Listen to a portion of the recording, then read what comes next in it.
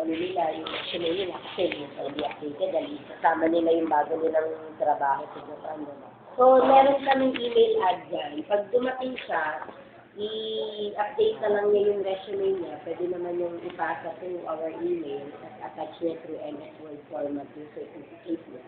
Lagay niya kung anong position, sa yung contact number yung sa resume niya. With duties and responsibilities, sir, para mas makita namin kung ano yung ginawa niya trabaho. Yung nangyari sa Japan po, ma'am. Oo, kahit sa nakailang trabaho na ba siya? Ngayon pa lang po.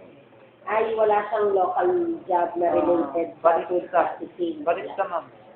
Barista na ba yun sa bar? Hindi, ma'am. Sa tagatis na lang, kape.